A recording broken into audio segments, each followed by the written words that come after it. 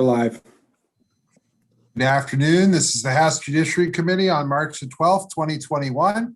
We're here for a voting session. We have a number of bills that we're going to be voting on this afternoon. We're going to start with House Bill 16. This is a bill from Delegate Vaughn Stewart. It went through the Criminal Law Subcommittee with Delegate Moon. Delegate Moon, would you, I believe there are amendments. You want to talk about the bill and what the amendments would do, please? Sure. So House Bill 16, you've heard before. This was a bill as it came in to phase out ICE detention centers in Maryland.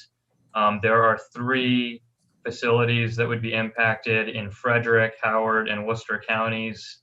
And it would phase them out by October of 2022. There were additional provisions that look like they're trying to impede or obstruct new facilities from coming on board. So there is a provision that would prohibit in the future state and local governments from contracting with private companies for immigration detention facilities. Another provision that would require public input at a zoning proceeding if you're trying to have a private entity construct a immigration detention facility, I believe for the federal government. But again, the main impact in the real world from this bill would be the phase out of those 3 county facilities. Lastly, there's a provision that clarifies that this bill has nothing to do with the 287G programs in effect around the state. I think that was a question that came up in one of the prior years. So there was one amendment we took in the subcommittee, and it is simply this bill appeared to have come in with a little bit of like findings or preamble language based on model legislation or legislation from other jurisdictions. And so we struck that part and just left the substantive parts of the bill. The language we're striking is 102 in the bill. It's on pages 3 and 4. And it's sort of a sense of the assembly kind of a thing that we don't really do here. So I move the that amendment. Second. Motion and a second on the amendment. We'll go to discussion. Does anybody have anything they'd like to say? Any questions they'd like to ask regarding the amendments? I do, Mr. Chair. All right, Delegate Cox. I'm sorry, Delegate Moon, but I didn't quite catch what the amendment will do. And now with the amendment, what does the bill do? The amendment simply strikes language that was sort of like here's our sentiment about the bill. That's this section 1102. It is the finding of the General Assembly that this is sort of like whereas clauses you might see in other states or in federal legislation that we don't really do in, I haven't seen it come out of the Criminal Law Subcommittee with this kind of language. So we just took it out because we didn't think it had legal effect. So what was left is everything else I said, the phase out of the 3 detention centers, the public input for zoning, the prohibition on contracting for private detention centers and the like. Strikes the preamble, I think. Okay. Yeah, exactly. And just to follow up, did we get an opinion letter from the Attorney General on the constitutionality of the federal preemption issues? Do you know? I do not know about that. The AG supports this bill for one. Let me clarify that. They sent a letter of support. Separately, they were asked about the 287G issue, I believe, and ruled specifically that they didn't think this bill was a problem or a conflict with that. But the sponsor, nevertheless, I think, put specific language clarifying the 287G issue. So again, we're on the amendment right now. All this amendment does is strike the preamble. So why don't, if nobody objects to that, I would offer that let's get this amendment on, and then we can be on a debate on the bill. So let me ask that question. The amendment does just strike the preamble. The substance of the bill is still basically intact. So Delegate McComas, do you have a question about the amendment to remove the preamble? I just want to make it clear that the genesis of this bill is from legislation in California and I believe Oregon and Washington. And so that the sponsor basically kind of took what they had in California and put it into Maryland. So that's why you have the preamble. So just explaining the history of it a little bit for everybody. All right. So there was a motion and a second for the amendment that would strike the preamble. All in favor of that amendment, please raise your hands. Delegates McComas, Griffin, Shetty, Fisher, Watson, Marican, Cham, Cox, Atterbury, Lopez, Moon, Grammer, Crutchfield, Williams, Garden, Bartlett, Davis, Conaway, Jones, and that's it. Anyone opposed? Seeing none. All right, so the amendment's adopted. We're on the bill as amended. And so now if people want to ask questions about the bill as amended, we can go from there. Delegate Griffith. Thank you, Mr. Chair. And honestly, look, just trying to clarify that this bill wouldn't impact local jurisdiction in participating in the 287G program. Correct. Okay, thank you. Delegate Juanica Fisher, then Delegate McComas. I didn't have a question. I had a comment on the bill. Is that okay? Go ahead. Oh, okay.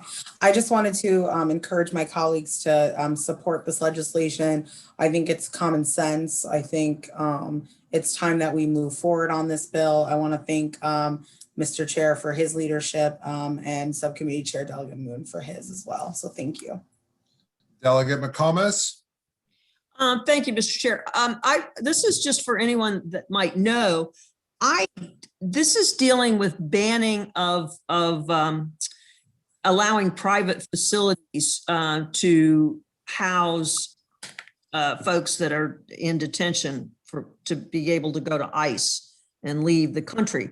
I did not hear anything in this bill that said that this is a problem or that any of the 3 jurisdictions that are getting federal funds are housing anybody in a private facility. So I guess I sort of feel like this is a bill looking for a problem, and there ain't no problem in Maryland right now. So I just don't, I don't understand why we're doing this. And I didn't hear anybody say, oh, well, I'll just use the Jared Kushner's not planning on building a big facility in Montgomery County. So I just don't understand why we're doing this, because it's not a problem. And there hasn't been any movement to do this. And we are going to deny these 3 jurisdictions $7.8 million in federal funds, and Worcester County, their whole public safety budget, that covers 42% of it that they receive. And I haven't heard that there's any problems here. So I don't understand what we're doing.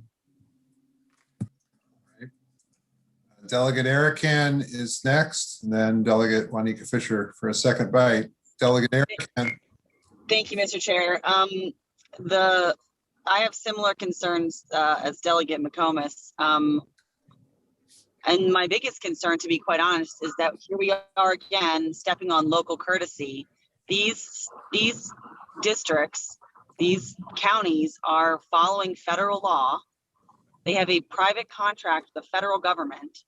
And basically what we're doing is saying the state of Maryland doesn't like the way the federal immigration structure is currently. And so because we don't like that, we're going to penalize these 3 counties. That's the first main issue that I don't like.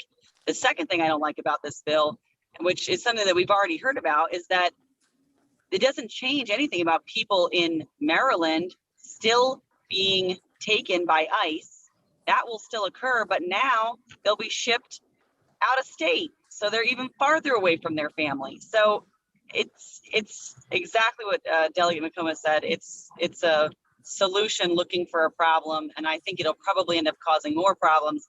And it's just going to deteriorate the already dying local courtesy that we've seen happening this session so far in Annapolis. So. Delegate Juanica Fisher, then Delegate Griffith. Thank you, Mr. Chair. I'll just take a nibble at the apple because I think we could discuss this bill ad nauseum, but I wanted to react to Delegate McComas's comments. On March 3rd, we did have commentary and plenty of testimony from people who were being held on, again, a civil immigration violations are civil, not criminal, and the ill treatment, the lack of communication. I believe civil rights violations that are going on in these private detention centers. So I would refer my colleagues to go rewatch the hearing on March 3rd. Delegate Griffith. Thank you, Mr. Chair, and thanks for a second bite of the apple. Delegate Erickson points out something I thought was very, very fascinating. One of the bills we heard, and I don't know if it's been moving or not, was the bill to provide legal defense for, these folks that will be housed in these facilities in the state of Maryland. So if all these folks, so we shut down all these prisons, and then they're all sent elsewhere to have their trials, wouldn't that literally defeat the whole point of the other piece of legislation? Because if we don't have them here in Maryland to give them a defense, we can't give them a defense. Can anybody speak to that? I believe the vice chair is the sponsor of that bill. She's up to speak next. I could defer to her or to Delegate Moon, whoever would like to take it. Delegate Moon? Oh, you want Vanessa today? You want the vice chair to take it? The vice I'm not trying to put anyone on the spot. I just see these two bills kind of competing in that sense. What was, Delegate Griffith, could you repeat your question, please? Sure. So the bill that we had that would provide a legal defense to folks in ICE custody, if we eliminate these prisons in Maryland and they're sent outside the state, then it actually eliminates. Oh, I see your question. Sorry, I'll take one stab at this. This has been a point of confusion about this bill. Look, some would think, and this was the first question I had, isn't this potentially problematic if you want clients to be able to stay locally for various reasons? And one of the big motivations for this bill is it appears to be the case that the presence of the local jail capacity itself encourages the enforcement activity and the family separation. And so many want the facilities not to be opened and continue to add capacity in their state, because it is having those empty beds that leads to them to go round it up. I mean, I'll point out one of the things we heard, one of the complaints we heard when we did this in subcommittee was that because of some of the prison reductions happening from the general population, there were empty beds in one county, and so we had to fill them another way. I mean, this is a very perverse logic, and I think gets at the heart of the bill, which is that we're not trying to balance people's budgets off of family separation and suffering. So just, that's the other side of this conversation. And Delegate Moon, I agree with that entirely. We shouldn't be trying to hit quotas or we have empty space, so let's go fill it up. That shouldn't be anybody's motivation. I'm 100% with you. But the unintended consequences, once again, and this is not a question, just a statement. If we close these down, are we now ensuring these folks are sent out of state? And now we're guaranteeing family separation, and not just in prison and in the state, but in state and then in a prison out of state. Just something to consider. That's all. Thank you. All right. We're going to go to the vice chair. Delegate Moon also had his hand up prior to answering that question, so I'll go to him after the vice chair. The vice chair, you're going to. No, I was just taking it down. But okay, so do you still want to talk? Yes. Okay, that's fine. So the vice chair. Sorry. Delegate Moon, Cox, McComas, Williams, the vice chair. Thank you, Mr. Chair.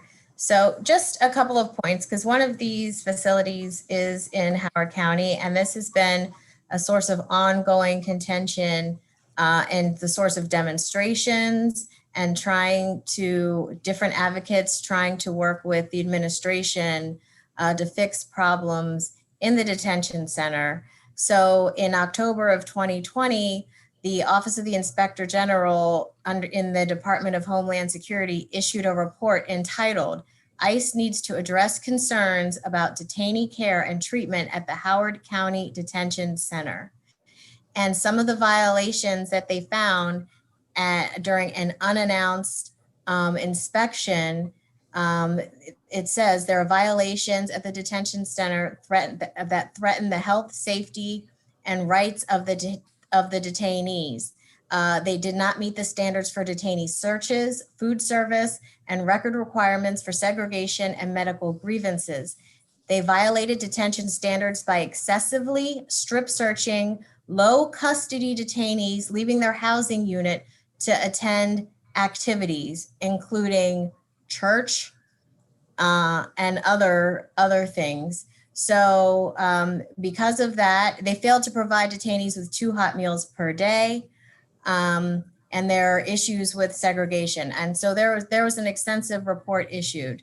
And so this has been an ongoing problem in our county. And so because of that, I fully support this legislation. I thank Delegate Vaughn for bringing the legislation, and I will be voting in support of the legislation. Thank you, Mr. Chair. Delegate Moon, then Cox, McComas, and Williams. Thank you, Mr. Chair. I just wanted to follow up with some information for Delegate Cox, which is that there does appear to be an AG letter that they believe this bill is constitutional. The sponsor has indicated he has uploaded these AG letters to the floor system. So if you look from there, you ought to find something. Delegate Cox. Okay, thank you. Yeah, I hadn't seen that. Real quick, I'm a little confused. I'm hearing the vice chair, and I thought that Delegate Moon, you said that this does not impact the existing detention facilities in our 3 counties. This is No, sorry, it does. What it doesn't impact is a 287G agreement between counties and ICE about detainers of people. And so I think that would be like Frederick and maybe Hartford, I want to say. Yeah. And I think to follow up on that, I'm concerned. I mean, I saw on the news last night, since the Biden administration revoked the Trump executive order and issued its own order regarding border policy. The testimony on the news last night is that there are now 100,000 people in the last month that have come across our border. 29,000 of those are children. And they said on national TV that a large portion of those are being sent to Maryland. Now, as you know, Delegate Moon, there is a large Silver Spring facility where they house those who are detained through the crossing the border and may or may not then be permitted to stay. The definition on page 2 in this doesn't say just a detention center. It says any facility that houses individuals. So is this going to ban the Biden administration from sending people to Maryland? No, this is about facility. I think this was that's so. I'll give you an example. There's a clause. There's a reason for the zoning restrictions, I believe, as it was explained to me. You can't necessarily impede a contract from the feds and private entities directly, and so they try to do that, but at least requiring a zoning hearing or some public input process. That's why the bill specifically impedes the 3 facilities, because the transaction there is between the county and ICE for these specific costs. So it doesn't, if the feds want to come in with their own facility, I don't think we can necessarily preclude that. But the county taking money to do it is what this is getting at. It's about using a immigration detention contract with the federal government as a revenue line between these three counties. So that's the only impact of the bill. It is trying, admittedly, the other provisions don't currently apply to existing facilities, but they are trying to stop additional facilities that were contemplated, including, I think, one a new one that was talked about on the shore. So I want to be very transparent about that. That is indeed what this is going on. If this passes, it would end the three existing facilities by 2022, and it is attempting to the maximum extent possible to stop new ones from coming in.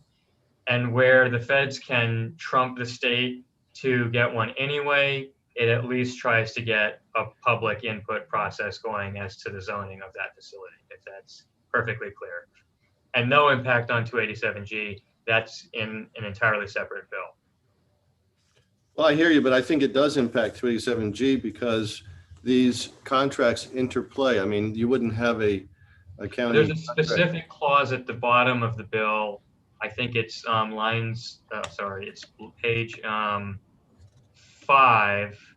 lines 18 to 21, I think, are attempting to get that.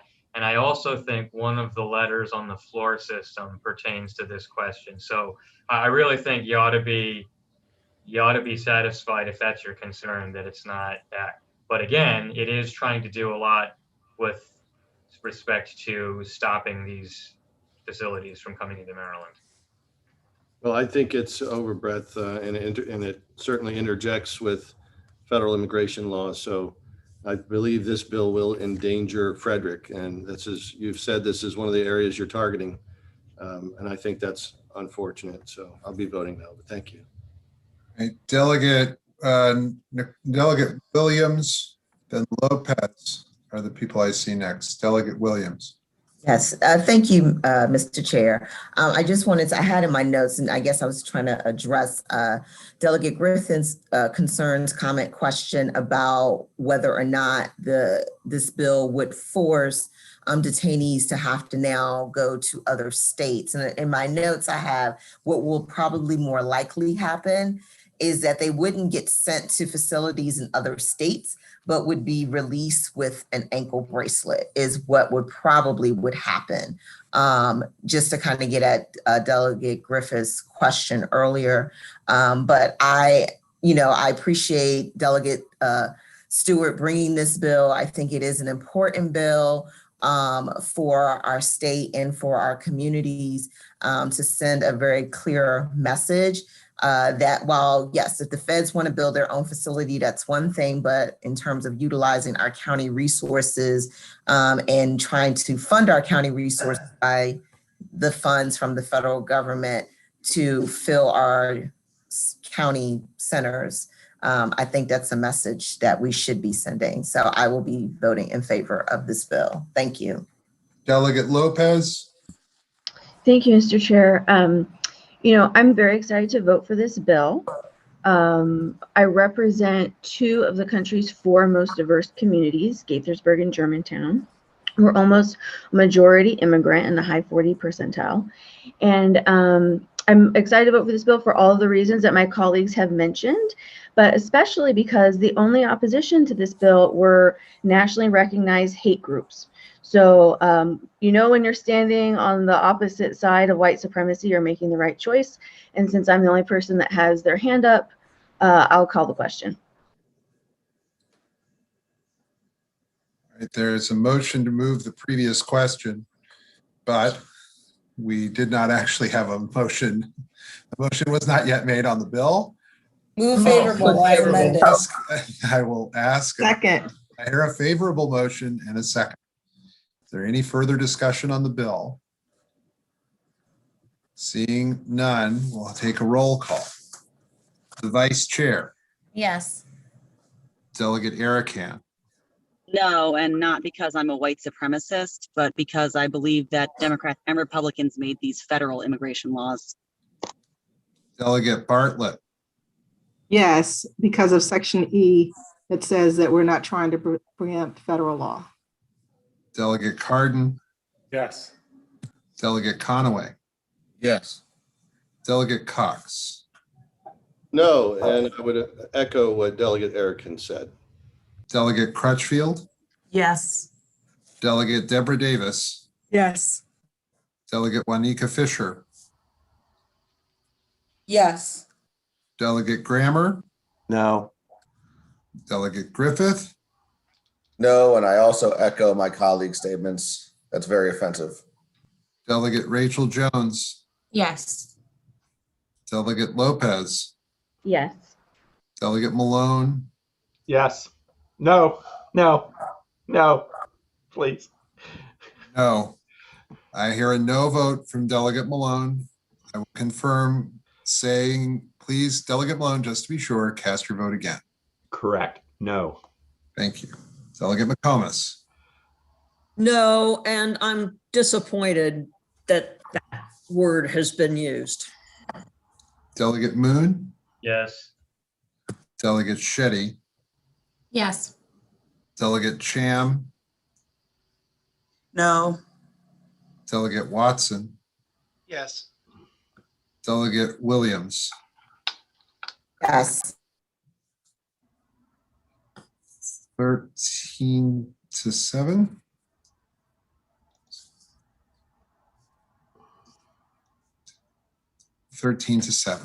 Okay. Move now to House Bill 18.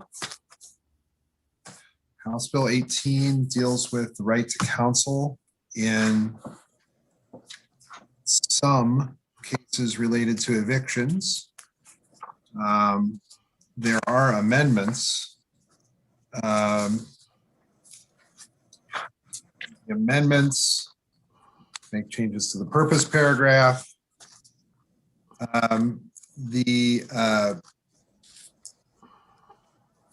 Actually, Holly, do you want to go through and describe all of them, or I can do it as we go along? Oh, sorry. Either way, we can go through it and I can just say the main parts of the bill that are amended. Sure, go ahead. Okay. Sorry, let me bring up my copy. 1 second. Well, I'll do it because Okay. I'm sorry. I've got to the bill myself here, so let's go ahead and I'll do it. Makes a couple amendments. One, on page 3 of the bill, it says that people are eligible based on 50% of the median income adjusted for household size as determined by the United States Department of Health and Human Services or its successor. This is the standard by which MLSC, the Maryland Legal Services Corporation, determines eligibility, so it just keeps that consistent. It eliminates the coordinator within the Attorney General's office and replaces it with a program administered by MLSC. It eliminates the coordinator. It eliminates the coordinator. That also lowers the fiscal note on the bill. The MLSC would be responsible for putting together the program. There is a task force within the bill that MLSC would consult with as they stand up this right. The bill also there's some reporting requirements, but that's not impacted by the amendments. Delegate Fisher offered amendments to change the makeup of the Right to Counsel on Evictions task force that will provide assistance to MLSC as this process gets underway. One of the amendments adds 2 representatives of landlords to the task force. That task force would be staffed by the Office of the Attorney General. There would be the creation of a right to counsel and eviction special fund. This doesn't put any money in that fund. However, it creates the fund. That would be a non-lapsing fund. It also, the amendments don't do anything actually to impacting any local law that's already been enacted regarding this. The right to counsel, it would be targeted at people who were being evicted or were, I'm not saying that correctly, who the MLSC determines were being evicted, and there were one of 6 actions as well, including a retaliatory action by a landlord, a retaliatory action for informing the landlord of lead poisoning hazards, a rent escrow awaiting repair of dangerous defects, failure of a lessor to remove lead-based paint, non-judicial eviction by willful diminution of services under 8216 of the real property subtitle, and the local equivalent of any of those previously stated items. And actually, the amendment doesn't do anything to the language in the bill that addresses the scope of the right that's being created that I just laid out. So I apologize for even reading that, because the amendment doesn't do anything with that. All right.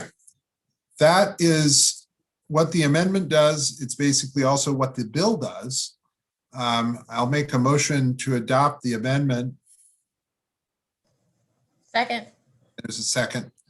All right, so we'll have discussion. We can do discussion on the amendment. We can do discussion on the bill.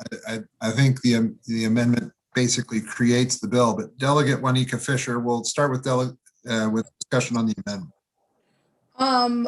Well, I was going to do on the bill, so I'll hold. I'm sorry. Well, okay, so let's go ahead and adopt the amendments, and then we can get to the bill. All in favor of the amendments, please raise your hand. Delegates Fisher, Williams, Atterbury, Lopez, Moon, McComas, Shetty, Watson, Crutchfield, Malone, Bartlett, Davis, Conaway, Jones, and Cardin. Okay, anybody opposed to the amendments? Seeing none. Okay, we're on the bill as amended. Now we can have discussion. Delegate Fisher to begin.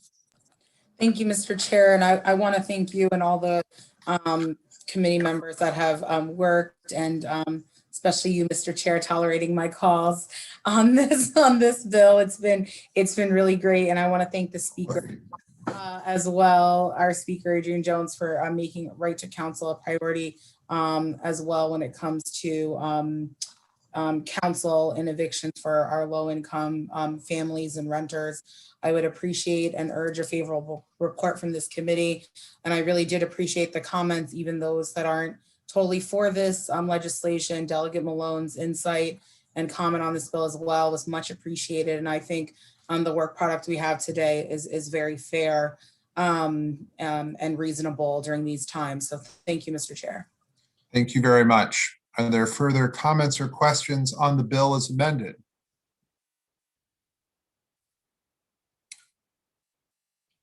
All right, I'll take a motion on the bill. Move the bill as amended. Mr. Right. Chair, I got my Second. hand up a little late. I apologize. That's fine. We've got a motion for a favorable and a second, and if you'd like to talk, that's just fine. Delegate Cox, please go ahead. Thank you, Mr. Chair. I just wanted to, again, bring up the fact that this is a bill that will, in effect, force landlords to pay for attorneys for those who wish to basically have a taking of their own property. It's egregious. It's unfortunate that it's even being contemplated. And at a very minimum, it should be equitable. This is not an equitable bill. It does not provide equal access to justice. There will be minority landlords who are disenfranchised because they cannot afford, and poor landlords, people who are land rich, cash poor, who cannot afford attorneys, who then are going to be in effect watching their tenants sue them with the right to counsel, and that's egregious. So I would urge a red vote on this one. Are there further comments, questions about the legislation?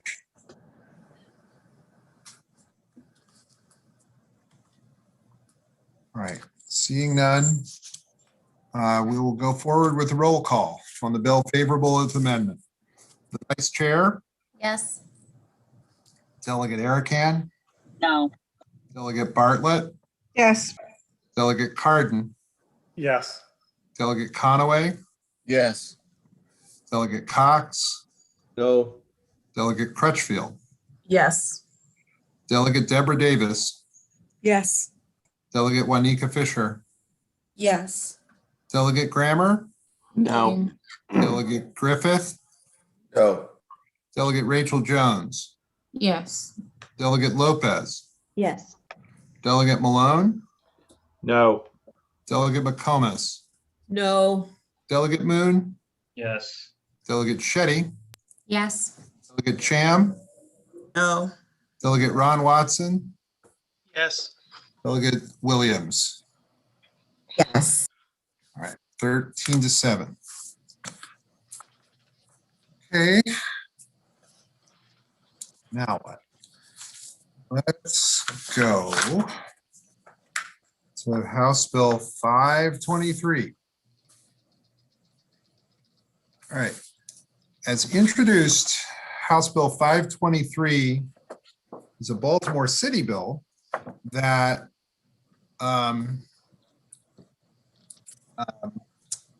dealt with the documentation that landlords would have to provide before they could, they'd have to provide as part of filing for a summary ejectment, filing for eviction. And in Baltimore City, it had to do with the lead certification that was otherwise required, making sure that the landlord had completed the lead certification. So they would require that certification was included with the filings for the summary ejectment. The bill, there was also legislation that was passed out of the Prince George's and Anne Arundel County delegations that did the same thing. It's Delegate Laban's bill.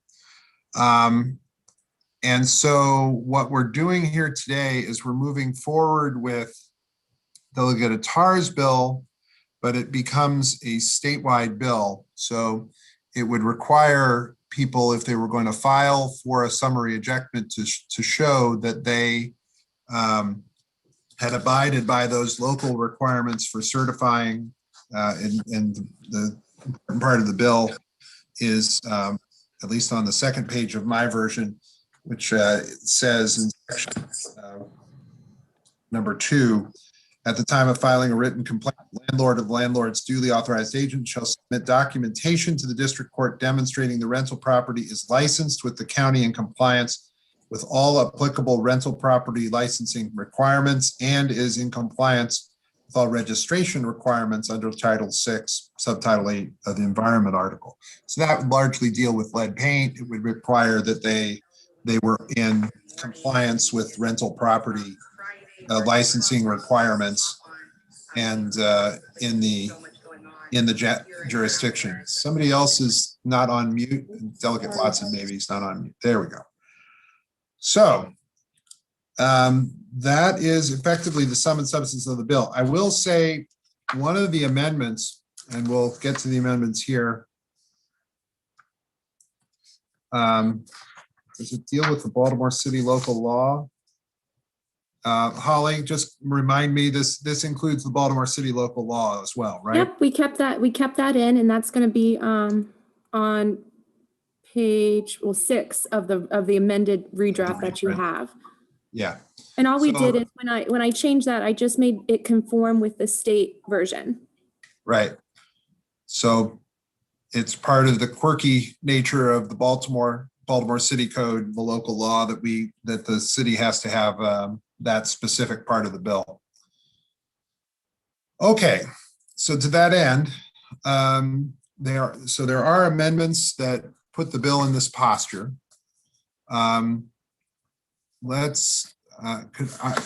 to make a motion on the amendments and take a second, then we'll take questions on the amendments. So can I have a second on my motion to adopt the amendments? Second.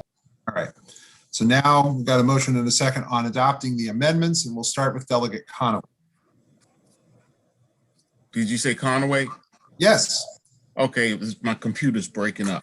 So my question is, the landlord, there's already a tenant in the property, is that correct? Yes. and the landlord is asking for summary ejection, also known as eviction notice, right? Yes, they're filing in district court. And if they don't have lead certification, then what happens? They can't file for their summary ejectment. So how are they able to get the tenants out of the dwelling if the tenants aren't paying the rent? Get your lead certification. How are you going to get the lead certification if you have people that are in the house? You can't go in and do lead. I don't think you can do lead work while. I think you can still do that. You can do that. You can't do lead removal work. That's different. The lead certification is different. They're having to certify whether there's still lead paint in the house. That's what that's. If So they on find lead paint, that they can't be living there anyway. Wait, that's going too far for me. So they are there, and let's say hypothetically there's lead paint there. So all the landlord has to do is to pay the certifier to go in and say he's going to check the sills and all of this here. If he finds lead dust, he says you don't qualify because we found lead dust, but you do get a certification that you attempted to see whether or not the place had lead dust or not. Then you can file for the eviction. I think that the certification isn't just, I think the certification shows that when you use the term certification, the certification means that you are in compliance. That is my understanding. So if the person goes in to check the house and the house is not in compliance, then the landlord will not get a certification, right?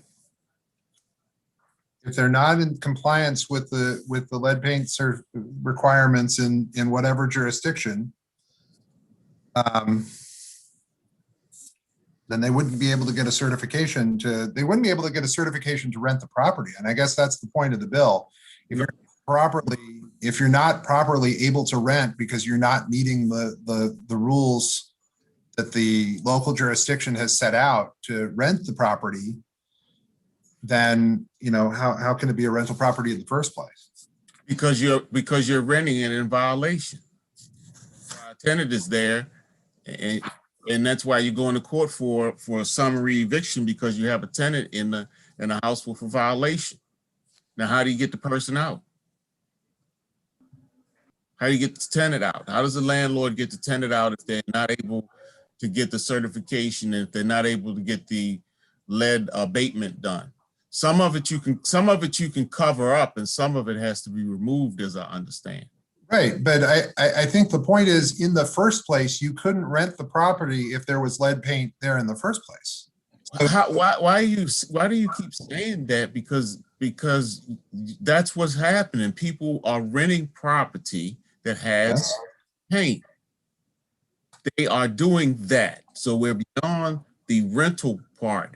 Now you're having someone who has rented a house or apartment or something with lead paint in it, and they're behind or delinquent, whatever, and they on their rent, and the landlord is trying to get them out.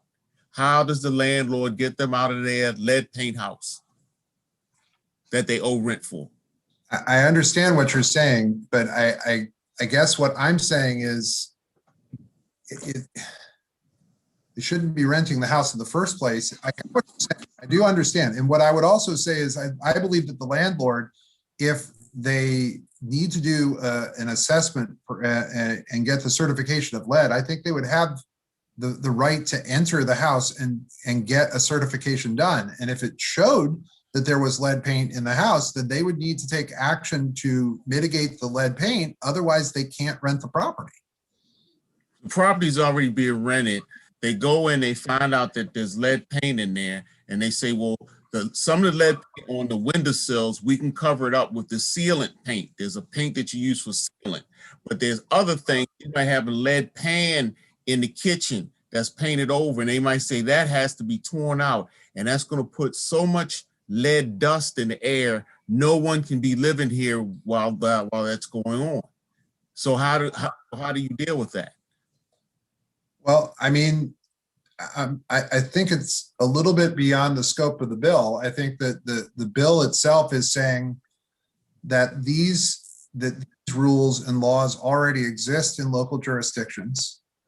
And as such, we're saying that before you can file a summary ejectment, you need to make sure that you've met all of the guidelines. And I understand this is a chicken and egg issue. Oh, okay. No, I acknowledge that. What you're saying is it basically lining it out as a chicken and egg issue. I get that. But at some point you have to say, okay, just because you haven't abated the lead doesn't mean you don't have the responsibility to abate the lead paint inside the house. I agree with you, but you can't abate the lead. Some of the lead paint can't be abated with people living in the house. I understand. So I understand that the chicken might have came first, the egg might have came first, but in some cases they say the chicken and egg came together at the same time. So I thank you, Mr. Chairman. Thank you, Delegate Conaway. Delegate Cardin. Thank you, Mr. Chairman. I just wanted to, first of all, I think that one of the answers to that question, that for the most part, you just need to get the letter of certification, and presumably you've already qualified, you already believe that you're fine, you just need to get that letter. So I think for the most part, I think there's going to be very few instances where somebody gets the approval to be able to rent, but didn't get the lead letter or the original lead letter that is required in order to get the approval to rent. So I don't think it's a big problem, but I understand the issue. My question, Mr. Chair, is in the amendments, because we're talking about the amendments right now, the amendments that you described, I just want to make sure, I thought you said that the certification is reviewed by the clerk's office, not the court. Is that correct? Holly, can you go to that point? Because I think that was a change in the bill. The judiciary expressed a concern about the clerk's office. Holly, are you there? Yep, I'm here and I can speak to that. So we clarified that, if everybody can hear me. Let me go back to the page. It's on page. It's going to be page 4 of the amended bill, Dylan. And here it just says the landlord shall submit documentation, and we've removed the clerk from that instance.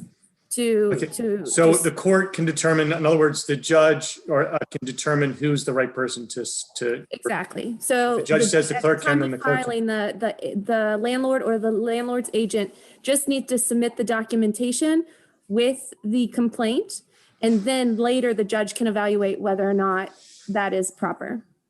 Okay, thank you very much. I appreciate it. All right, we're going to go now to Delegate Ron Watson. Thank you, Mr. Chair.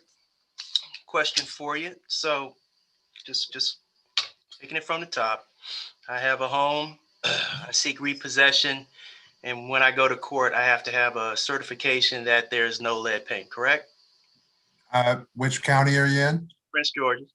So in Prince George's County, I believe that you're required to have a lead certification, if I'm not mistaken. And I'm not trying to be smart. I'm just making sure that I understand Prince George's. So my point, Mr. Chair, is that we put a lot of bills in place that, in my opinion, cause a subset of folks to spend money unnecessarily.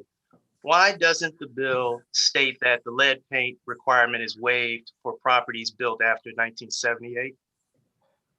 Because I believe that the local laws in Baltimore City and Prince George's and other places with regard to lead paint already address that issue. All this says is that you have to meet the certification in the local jurisdiction.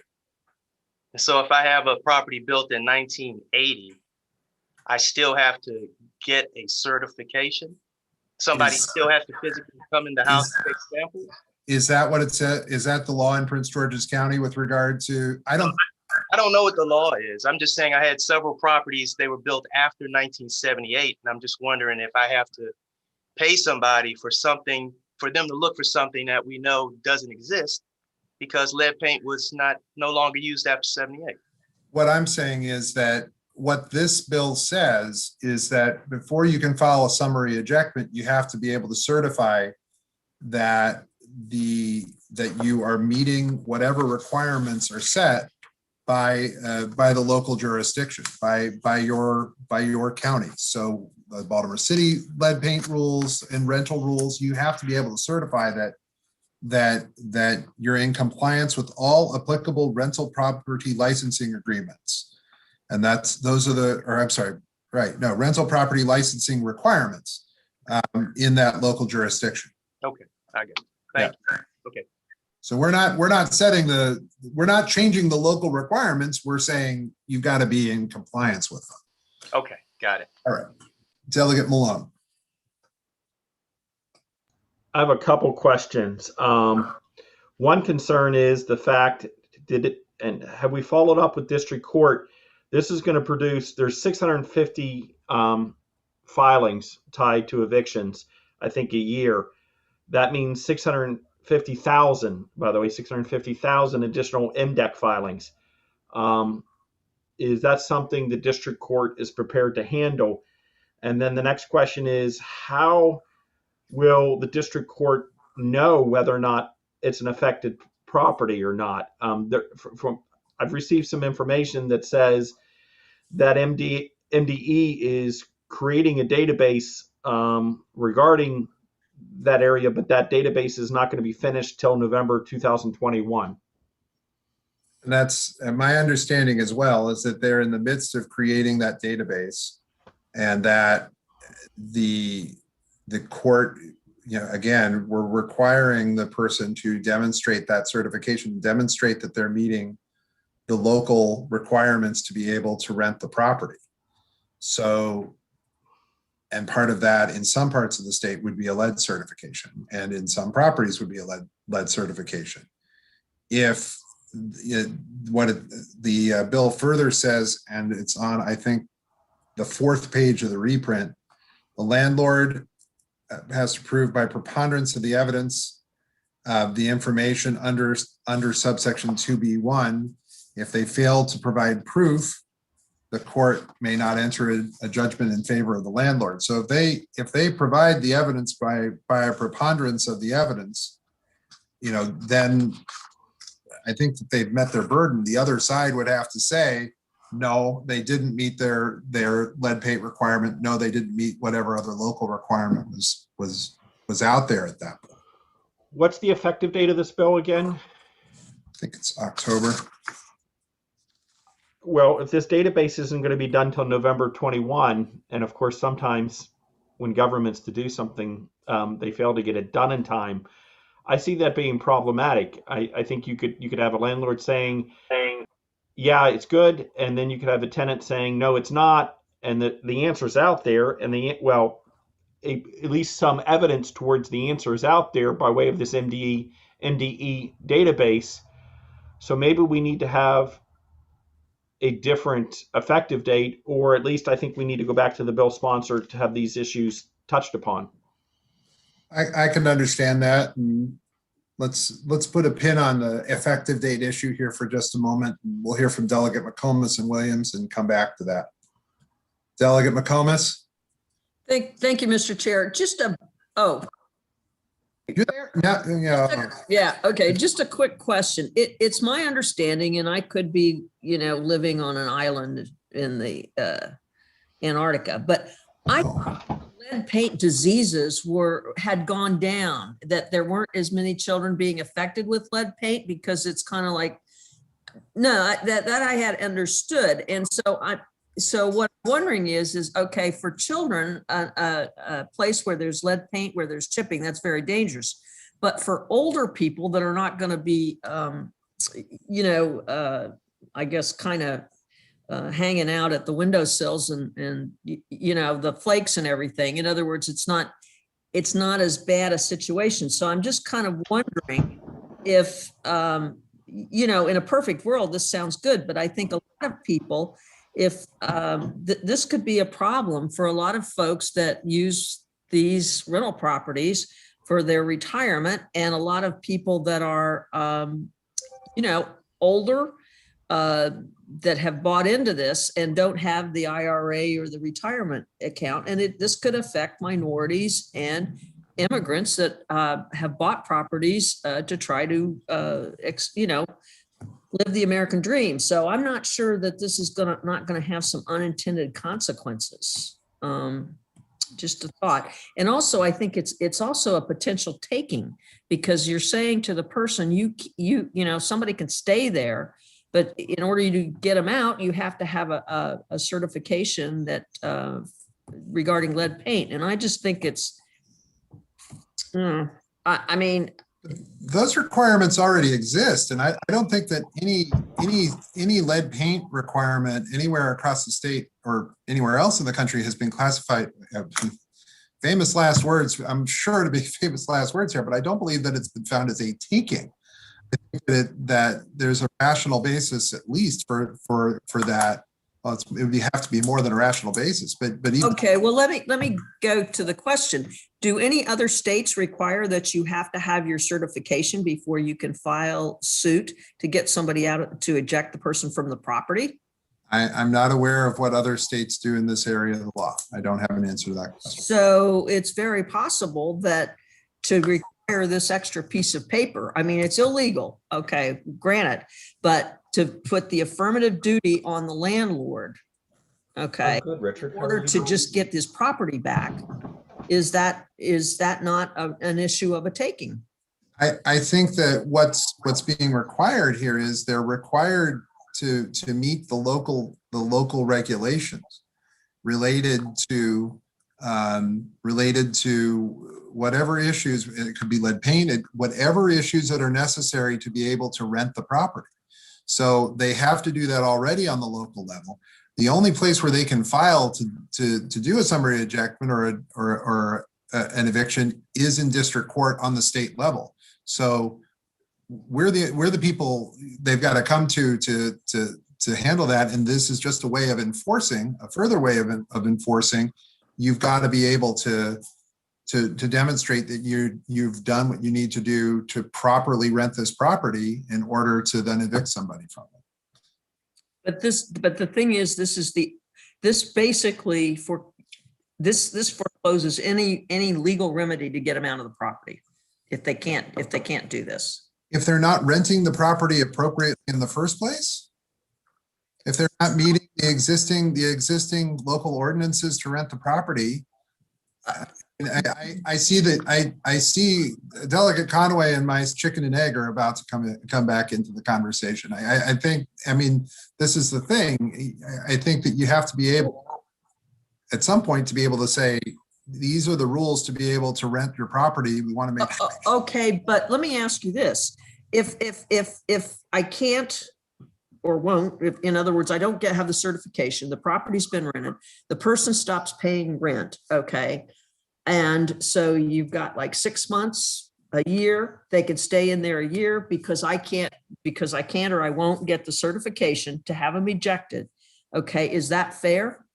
That I don't get all that back rent?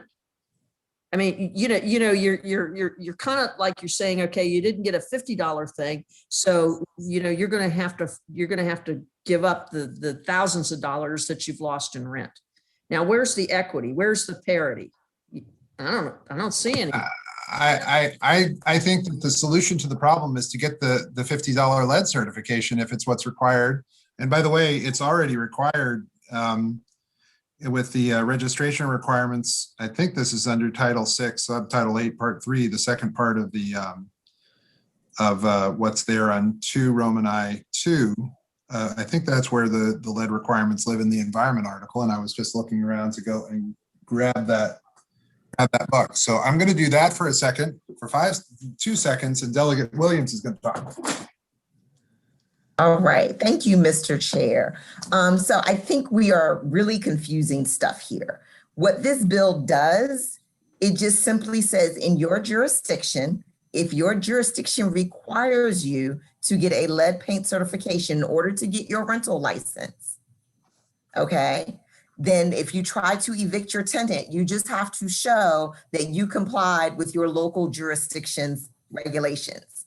And some local jurisdictions already require you to have a lead paint certification. That's not new.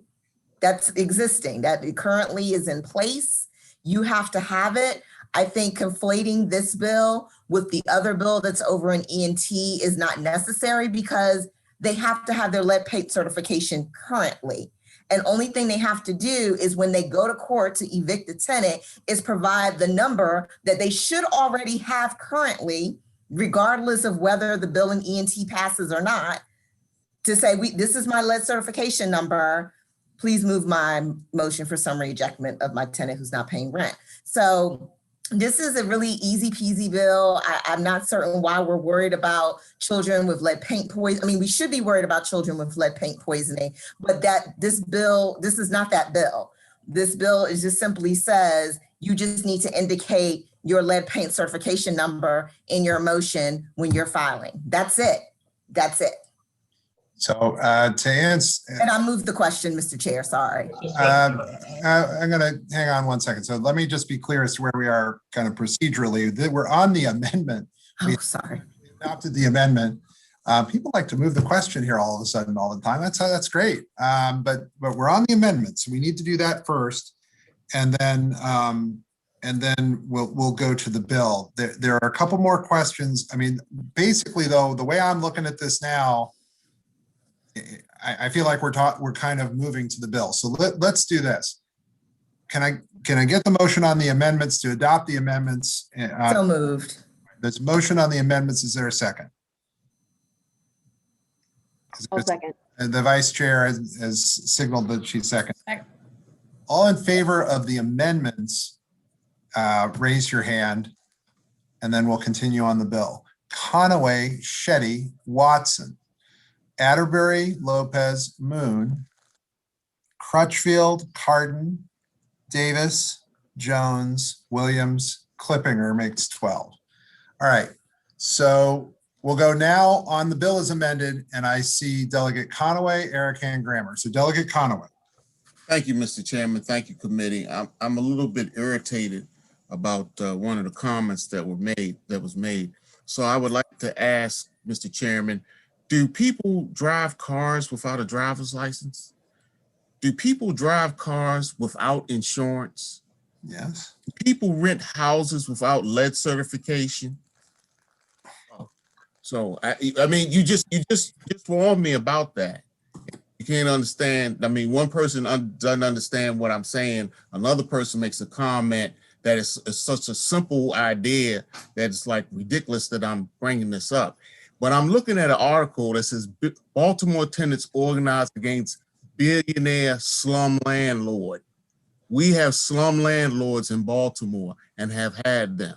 So if you think in Baltimore, and maybe this is a Baltimore issue, if you think in Baltimore people are not renting houses without having them certified, you think if a person has a house and then moves to another house and they have two homes, they're going to go get certification, which happens to be, well, I think when I had to do it was $175 because I had to go around and test each windowsill. So I'm hypothetical. I'm talking about something I've experienced. It wasn't $50. I need to move where you are, Mr. Chairman. So I think that people do rent homes without the certification. And again, my question is, how does the landlord get their home back if the person is not paying rent and they can't get the certification? Now, I understand it for certain lead problems, like if you have lead on the windowsill, if it's lead dust, you can go in and seal that while tenants or while people are living there. But there are other things like lead pan ceilings that are in kitchens right now in Baltimore City. You cannot remove them. Well, you're not supposed to remove them with people there because they just so much lead dust is in the air. The house actually has to be fumigated, basically, or whatever you call it. So I wonder how will the landlord get the property back?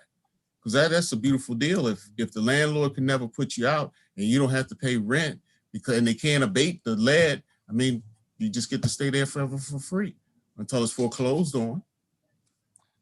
Delegate Arakan, then Grammer, then Williams. Thank you, Mr. Chair.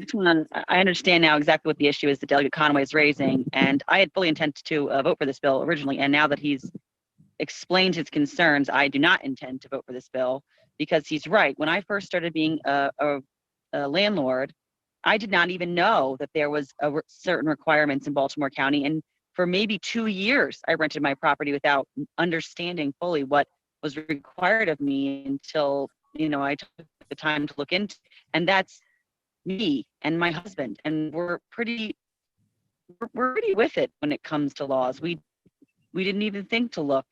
There may be other requirements that we had to do when we were renting our home. So there could be thousands of people potentially that are renting their homes in Baltimore City that have no idea that there's any rules about how to rent your home. And they could just never get their properties back now because they didn't have a lead certification. So at this point, I think these two issues aren't even related. Eviction and lead certification, totally unrelated issues. The only overarching issue that connects them is being a rental. That's it. So I'm a hard pass next bill, and thank you to Delegate Conway for explaining that there could be a lot of people impacted negatively by this bill. Delegate Grammer. Thank you, Mr. Chair. I think you actually made the most relevant comments of this discussion in that these people shouldn't be renting these properties without a lead certification. Most people probably don't know this, but you and I share a couple communities along the county city line, and we have massive problems with this issue in those communities. And people will tell me they play hell enforcing those laws, particularly on the city side, where the city doesn't enforce the housing code. The problem is we should be enforcing these laws at the time of rental. Not only do we have people renting properties without a lead certification, they don't even have a rental license. They're renting to 3 and 4 families in the same home. There are people raising chickens inside the home.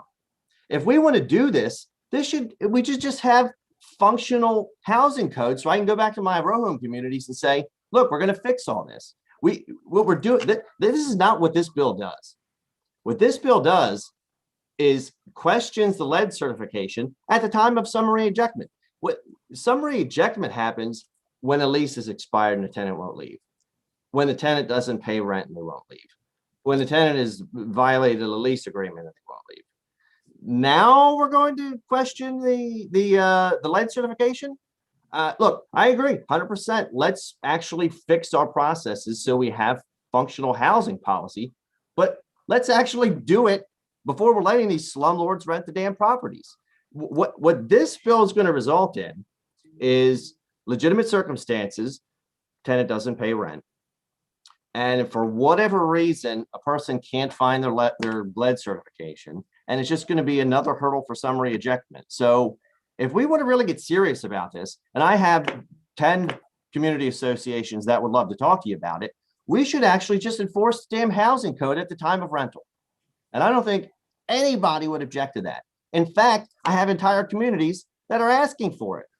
But we need to get serious about it. And this should be happening at the time of rental. Don't let these people rent these properties because things are just going to hell. And this is the wrong time to start enforcing this.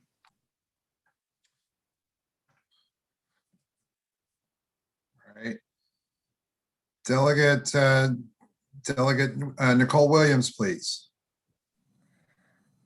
Thank you, Mr. Chair. I agree with Delegate Grammer that we do need to be enforcing this, and that, people, if you're going to rent your property, should be aware and knowledgeable about what all of the laws are in terms of your requirements as a landlord. I don't disagree with any of those comments. And Delegate Conway, I wasn't trying to, this is not just a Baltimore City issue. We have this issue in Prince George's County. We have this, I've seen this issue in lots of other places across the state. So I wasn't trying to single your comments out or disparage what you were trying to say. I get your point. But those people are not following the law is really what it boils down to at the end of the day. They're not following the law by renting out their place without getting the lead certification. That's all I'm saying. So that's all I wanted to say, Mr. Chair. The Vice Chair. Thank you, Mr. Chair. So just a couple of quick comments.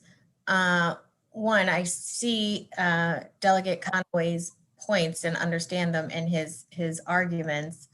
Two, I think, I don't now, but I used to rent a property. And I mean, anyone renting a property should look into the laws, as Delegate Williams said, in terms of knowing what's required of you to rent them.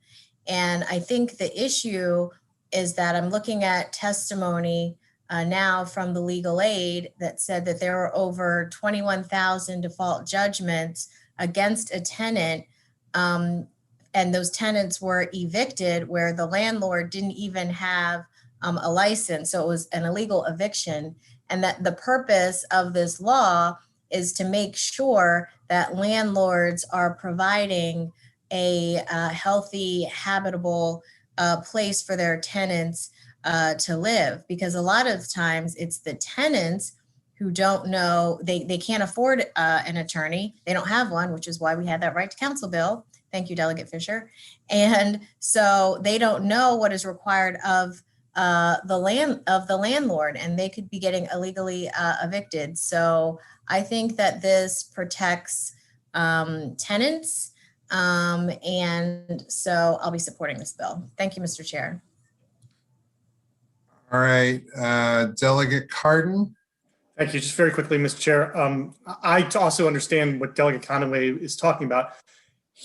I think that if the reason you can't get the lead cert is because you've got lead in there that you need to abate, and not because you didn't just get the certification as required by law, then the judge is going to see that, learn that, understand that, and want to get, and the people that are living there are also going to understand that and say, we don't want to be in here. And they're going to, I think that they would try and work that out to try and get the people out so that they can get the place remediated at the cost of the landlord.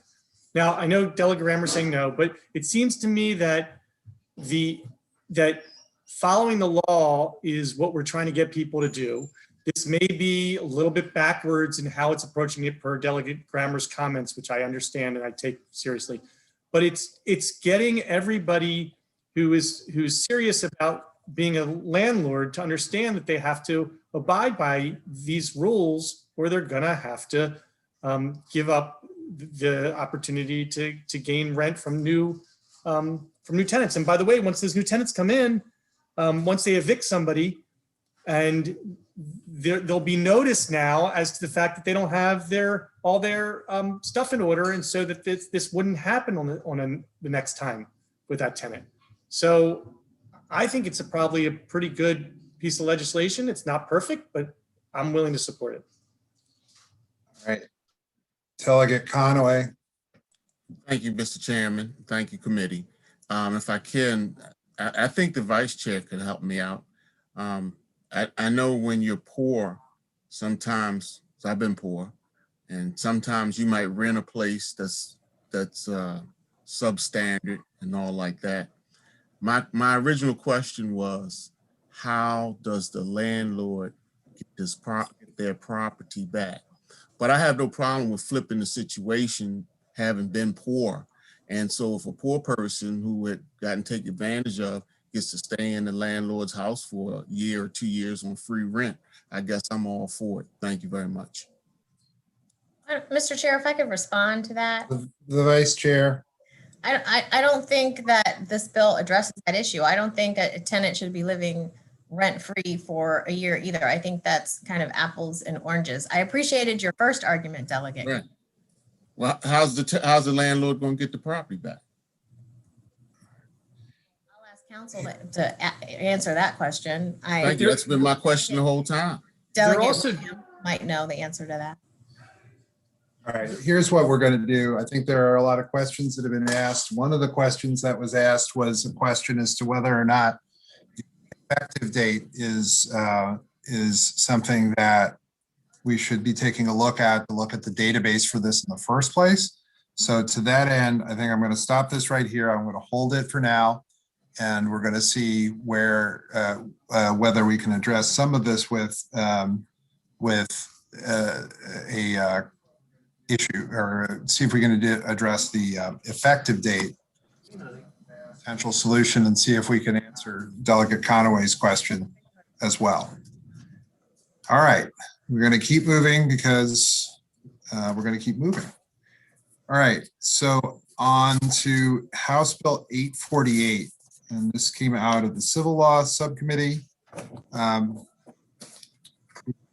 From the Attorney General, and it has to do with small claims. And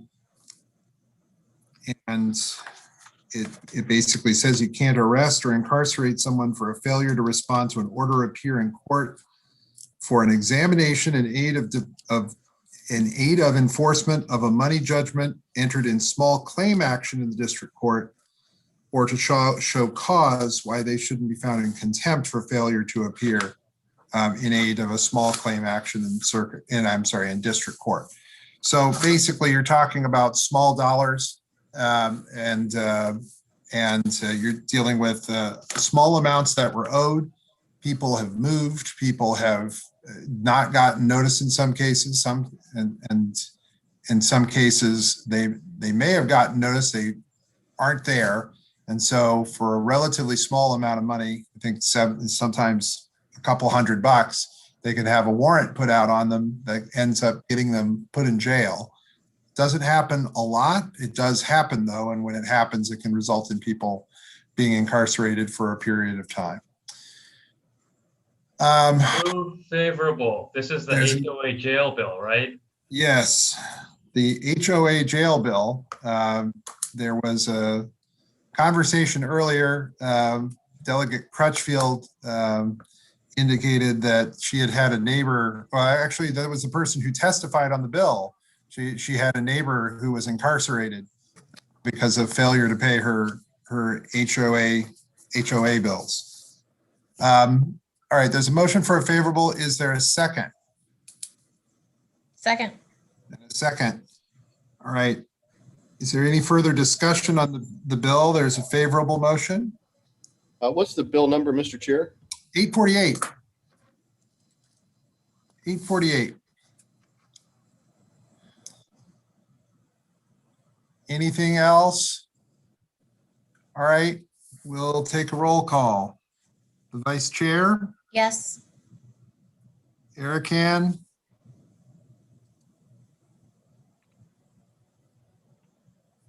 Yes. Bartlett, Yes. Carden, Yes. Conaway, Yes. Cox, No. Crutchfield, Yes. Deborah Davis,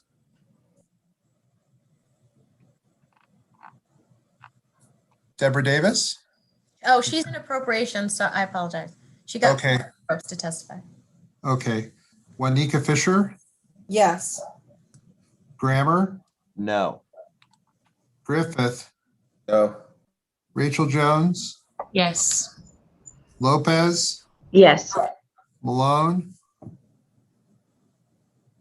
No. McComas, No. Moon, Yes, come on, guys. Shetty, Yes. Cham, Yes. Watson, Yes. Williams. Yes. All right. I count 14 to 5, 14 to 5. Okay. Bills to go. House Bill 1121, Delegate Crutchfield Delegate Crutchfield, why don't you talk about what your legislation does? And the next bill we would take up is House Bill 1187, which is the Juvenile Justice Council bill. So Delegate Crutchfield, let's go to House Bill 1121 right now, or somewhat related. Sure. So what 1121 does is it simply creates a work group that's made up of Department of Juvenile Services as well as Health and Human Services to try to go about formulating various inventories, which is a listing of those kinds of services that would be available for juveniles using evidence-based and also using research-based and also competencies, culturally competent practices. So that is really what it is, trying to create good services for our juveniles. All right. Are there questions for Delegate Crutchfield? Can we have a motion on the bill? Quick question. Oh, sorry, Delegate Malone. I'm sorry, I didn't see you. Quick question. Well, I was on the committee, subcommittee, so I should remember. What was our subcommittee vote on this? I don't think there was a subcommittee vote. Oh, maybe it's the next one. No, there wasn't a subcommittee vote on this. Okay. And yes, Delegate McComas. Thank you, Mr. Chair. Delegate Crutchfield, just a real quick question. The Maryland Public Policy Institute, do you know where they're located, or is that the one that does a lot of economic data? I don't know if they do a lot of economic data, but they are located on the University of Maryland's campus. So okay. So they're part of the University of Maryland then? Okay, yes. All right, thank you. Are there further questions? Seeing none, we'll go ahead. I'll take the motion. Move the bill. Chair, I apologize, but what is the bill number again? We're on 1121. Thank you. Okay. Move the bill. This is motion for a favorable. Is there a second? Second. Thank you. All right. Any further discussion? Delegate Erican's kids are in the background. All right. All right. We'll take a roll call. The Vice Chair. Yes. Erican. Yes. Bartlett. Yes. Carden. Yes. Conaway. Yes. Cox. Yes. Crutchfield. Yes. Deborah Davis. Is excused. Juanita Fisher. Yes. Grammer. Yes. Griffith. Yes. Rachel Jones. Yes. Lopez. Yes. Malone. Yes. McComas. Yes. Moon. Yes. Shetty. Yes. Cham. Yes. Ron Watson. Yes. Williams. Yes. It's 19. Okay, we're going to go to the Juvenile Reform Council's bill. There are many amendments, and Delegate Cox has several. We're going to go first, though. Could we put up? Yeah. All right. So let me begin by saying Juvenile Justice Reform Council met for a couple of years. There was a little bit of about a year and a half, actually, but there was some delay in the Reform Council because the COVID pandemic slowed things down. The council really got to the meat and potatoes of the work in probably the beginning of the summer of 2020. They had outside consultants, people at Vera who helped to run the council, and they came up with a range of different suggestions. And I served on the council.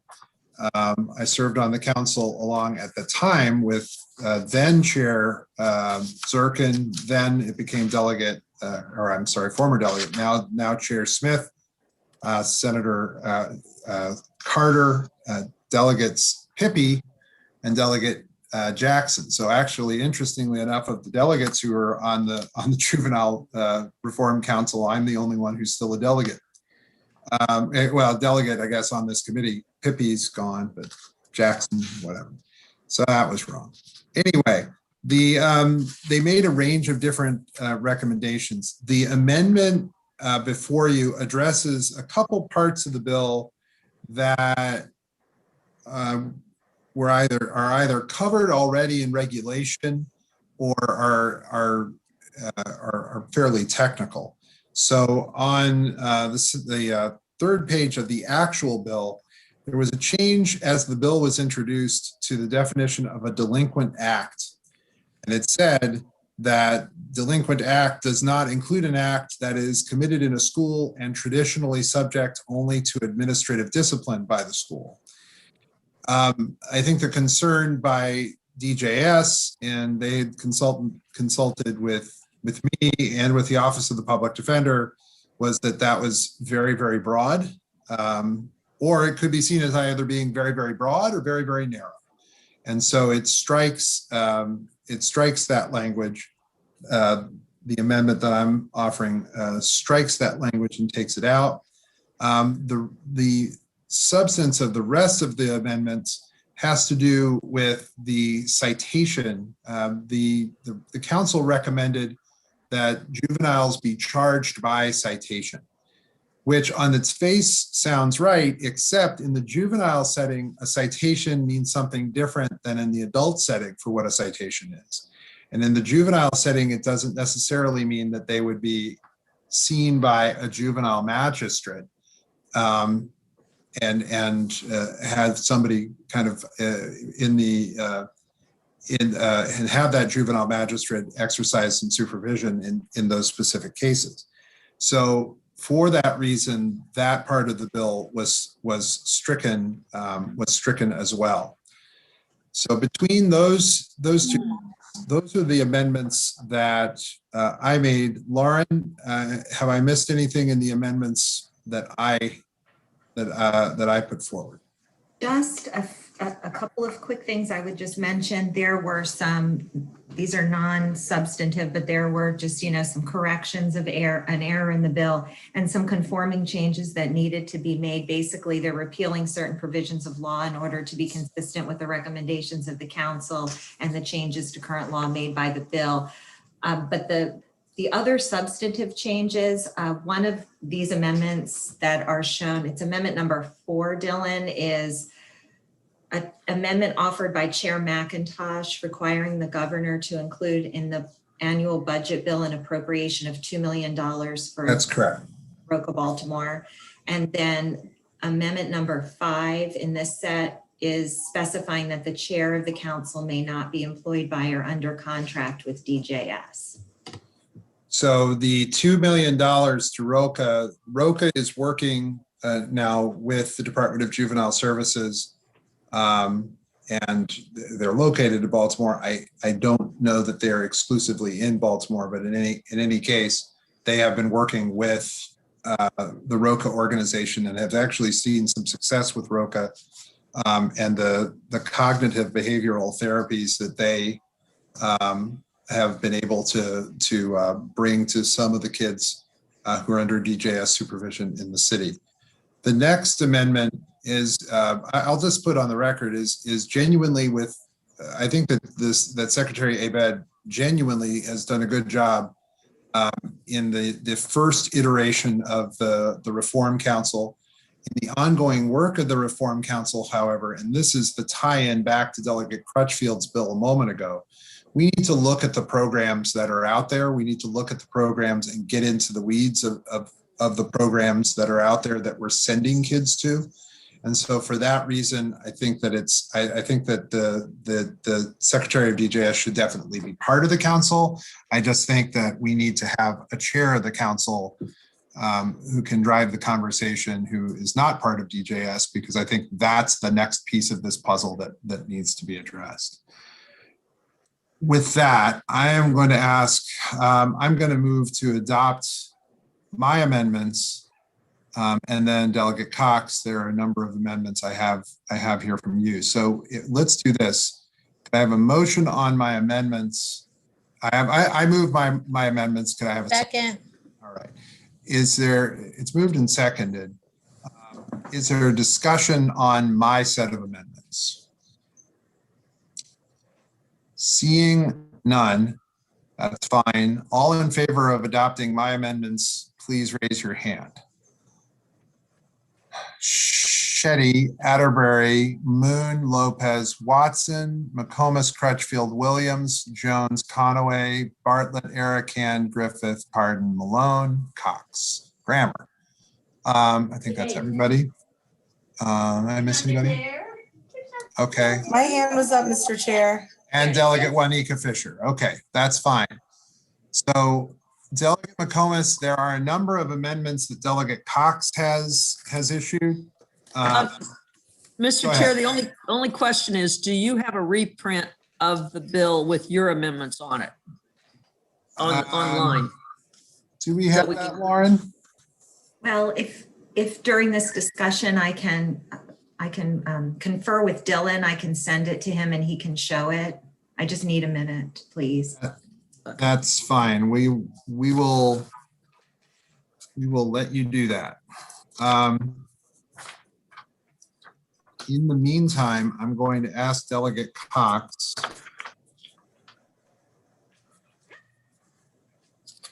It looks like I see an amendment ending in 725, an amendment ending in 520, an amendment ending in 924, and an amendment ending in 123.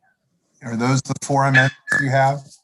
Yes, Mr. Chair, and they're offered as friendly amendments in the spirit of making this a bipartisan effort from our committee. Hey, no biting. Claire, is that your new doggy?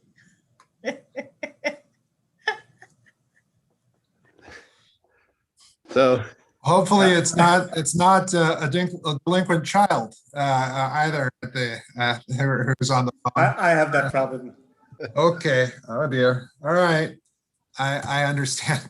So Delegate Cox, as Lauren is working on an interlineated copy, is there one that you'd like to begin with, and we can just start talking and then go from there? Sure. Well, as I was mentioning, this is offered as in a spirit of bipartisanship and as friendly amendments. I think hopefully with your amendments, and then at the end of the day, with some friendly work on this, it would be nice to be able to come to the floor with a lot of bipartisan support. The simple approach to these, and first of all, the 725, the first one on the screen, I'm withdrawing. Okay. The intent of that one was to provide clarity, and I think discussing that with you, I think there's no need to continue with that one. So, but the other ones, I'll do the one that you're showing now. I'll do that last, if that's all right. I'd like to go to 520. And I just want to bring up that if there's something that our committee can do to send a huge shout out and high fives to our rural communities, it would be adding agricultural education into the bill. This is their top priority for the Maryland farmers. One of their top priorities is to increase ag education, and this is an opt-in to allow it to be offered. So that would be the intent. It's just simply adding in agricultural education. And with that, I would move the amendment. There's a motion on the amendment. Is there a second? Second. All right. Departments shall develop and implement juvenile services educational programs at all residential facilities of the Department of Juvenile Services. The programs developed and implemented under this section shall be comprehensive, include optional programs in technical and vocational education and training. This is the way the bill reads now, that include instruction by highly qualified teachers and on-the-job training. And Mr. Chair, I'm informed from the Maryland Farm Bureau that this is a top priority that they have for education, and they certainly would be a willing and interested partner with providing any curriculum or assisting in ensuring that the optional program is tailored. And, you know, this is simply adding in, it currently, as it reads, says technical and vocational. This adds in agricultural.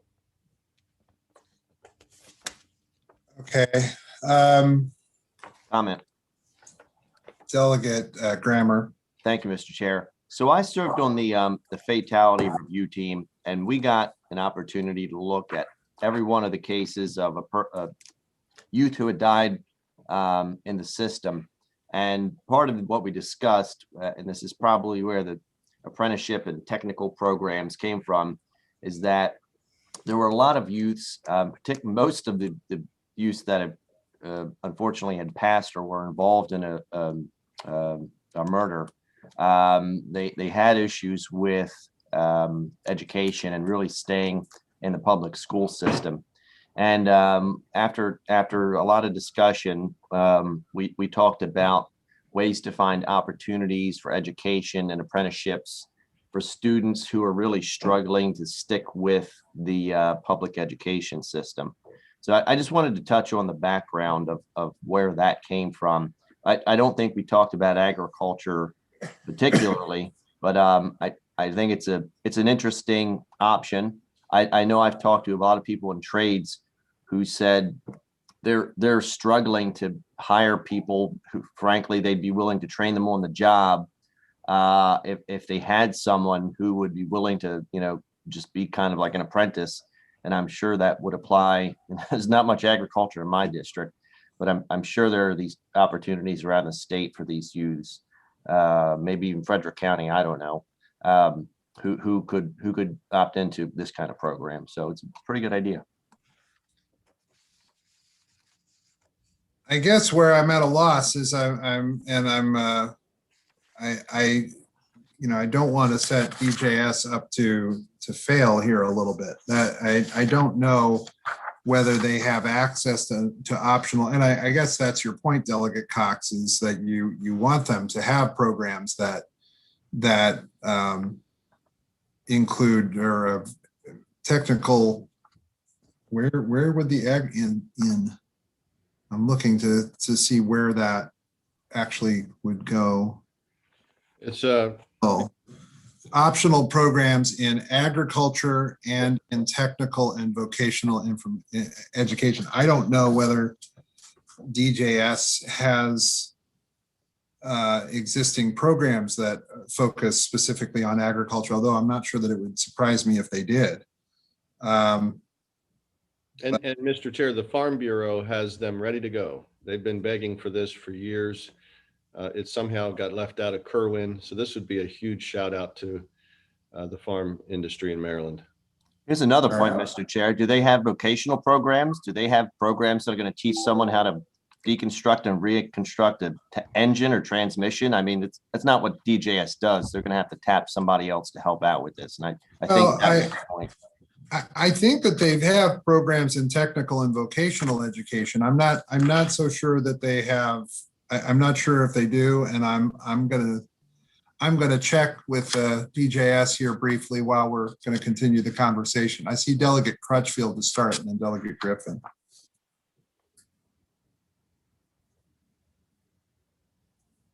Oops, if I can unmute myself. That's fine. As we talk about this a little bit, I'm also thinking about the bill that we just passed favorable, which is my bill dealing with this, just a listing of, practical diversionary programs. I mean, because that's kind of what you're talking about too here, correct, Delegate Cox?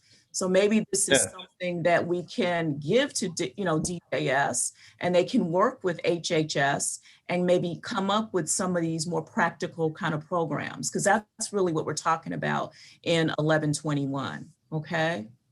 Yes, thank you. Delegate Griffith. Thank you, Mr. Chair. I just want to kind of reemphasize the points being made. My district, I have a lot of farms, and they're desperate to find folks with education and training in these areas. And I just think, there's tons of opportunity, and, getting these folks this training and put them in these positions. I think it's it's really low hanging fruit. And I would love to see something like this move forward. So. And thank you. And if I could add, Mr. Chair, real quick, each county as well as Baltimore City have what are called extension offices that work out of the University of Maryland. Master gardeners. They'll teach you how to grow tomatoes in a in a pail. And this is actually something that could really, really be great for both Baltimore City kids as well as rural districts. So I wanted to expand that because I know that there was a program for community gardens, for instance, and that would fall into this. All right. I don't think DJS has one of these programs, but I think that they probably, I'm getting an indication that from DJS that they're okay with that. So I don't think that that would be a problem, or I don't have a problem with it. Is there any further discussion on this amendment, the amendment ending in 520? Seeing none. Oh, and in fact, DJS is letting me know they have a greenhouse program. So kind of halfway there. All right. There's a motion and a second on Delegate Cox's amendment ending in 520. All in favor of the amendment, please raise your hands. Delegates Shetty, Atterbury, Cox, Grammer, Moon, Lopez, Watson, Cham, McComas, Crutchfield, Jones, Conaway, Arakan, Griffith, Carden, Bartlett, Malone, and that's up here. And Cham, I got Cham, and Crutchfield. Yes. Anybody opposed? Ms. Chris, did you call my name? No, I didn't see your hand. Are you for? I'm for. Okay, for. All right. I'm seeing none opposed. That amendment is adopted. All right. So Thank you, Mr. Chair and committee. Just you want to go to the one ending in 924? I do real quick. That one is a technical amendment that Might be, might not be, but go ahead. Maybe you know more about it than I do, but this might not be as technical an amendment as you think, but go ahead, because I think it raises a good point. well, my concern was that the language as it's written does not include the explicit statutory language, which are apprenticeships, because if they make it an option for apprenticeships, it actually expands options for these kids. So it wouldn't, obviously, again, it's enabling, it wouldn't mandate anything. It just expands it, authorizes it under the statute, and actually ties it into the programs that are existing in state law. So I thought it would be helpful. I know that in Frederick, we have, for instance, not just on the job training, but we have apprenticeship programs through with construction services, and it's been very successful. So with that, I would move the amendment. Is there a second? Second. All right. Let's have a discussion on the amendment. So I'll read the pertinent part again, not to go too far. Again, this is in the same section of the bill we were just in, include optional programs in technical and vocational education, and we added agricultural just there a moment ago, and training that include instruction by highly qualified teachers and on-the-job training. Delegate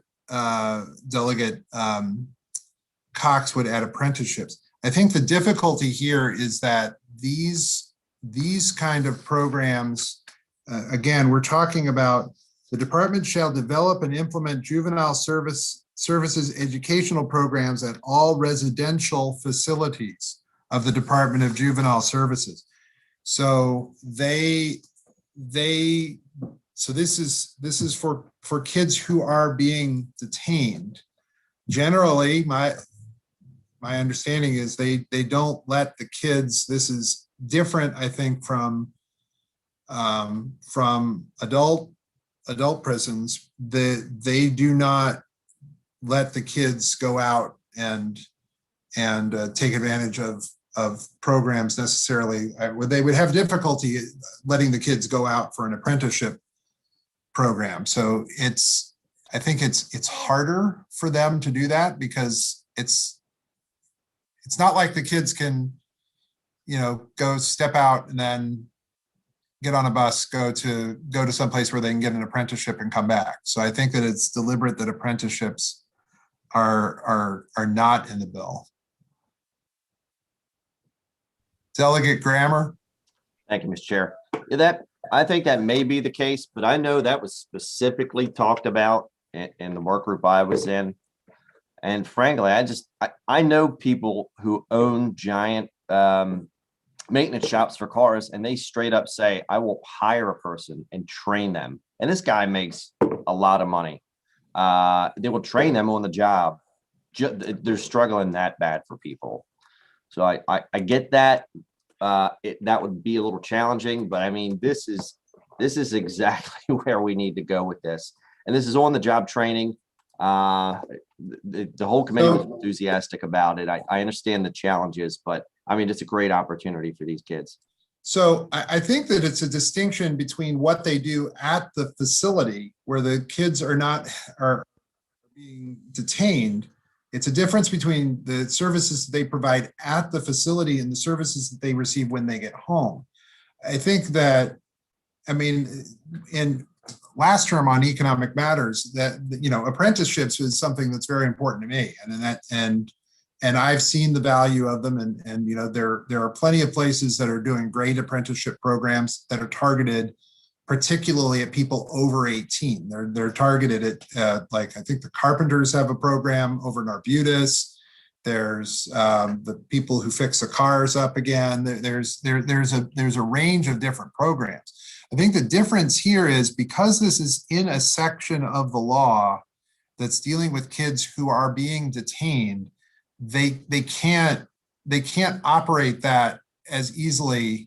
They can't operate that. And in fact, I don't know that the Department of Corrections, I think part of the reason that you have Maryland Correctional Services, and we can get into a larger conversation about MCS later, but the part of the reason that they have those programs on site in Jessup is because they don't let people really go on and off the campus quite as much there. And I know that DJS doesn't let them go on and off the lockdown facilities as much. So I like the sentiment, but I think that actually adds something that they can't do. I think that's something that they can't actually engage in.